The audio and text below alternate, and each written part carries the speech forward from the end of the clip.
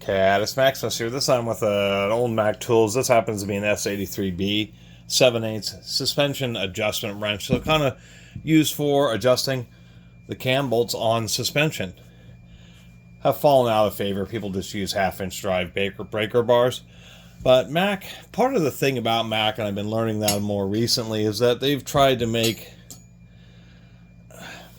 find niche tools where they could make specialty tools to help in certain applications. And that's one of the ways Mac has tried to set themselves apart, is by having quite the variety, or having made quite the variety of specialty tools.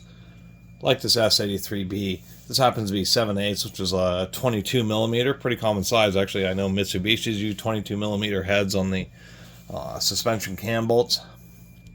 A lot of other vehicles, and that was the whole point of these wrenches. They had straight ones. They had ones where the heads were actually like bent off this way, just to give you access, so you could loosen the bolt, do your adjustment, and then tighten it back up.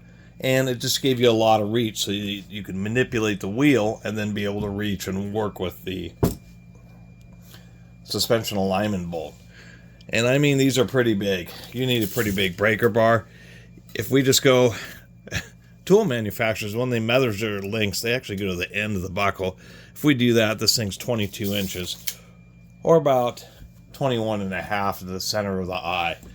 And just to compare against a normal wrench, I mean, it's nearly twice the length. And so that's always the kind of the novelty of it. It wasn't, I mean, it was nice that it was $3, but it's just a real funky, like, just ultra long handle wrench.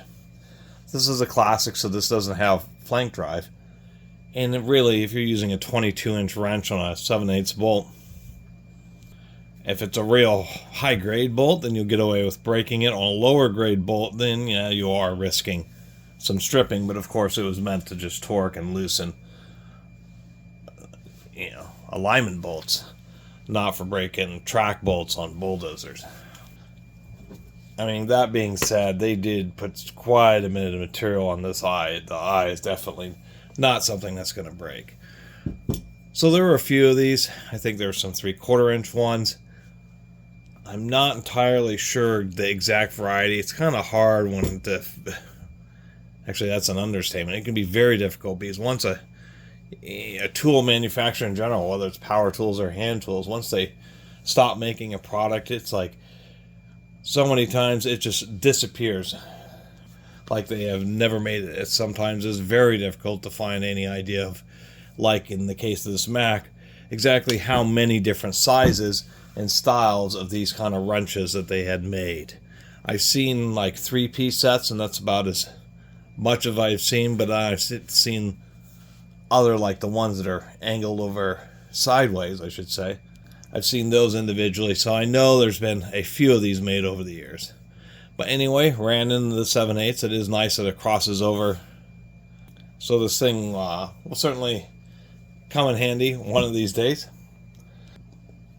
And just like slugging wrenches, some of the other tools that I like to collect, these are always, or something like this, it's another conversation piece, because it's just so odd. Somebody says, oh, that looks like some kind of weird custom deal. Somebody used a torch and heated up and bent. And actually, no, this is a commercially manufactured Mac Tools 7/8 alignment wrench.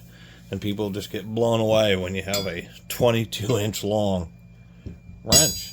It's truly a beast. Anyway, thanks for watching.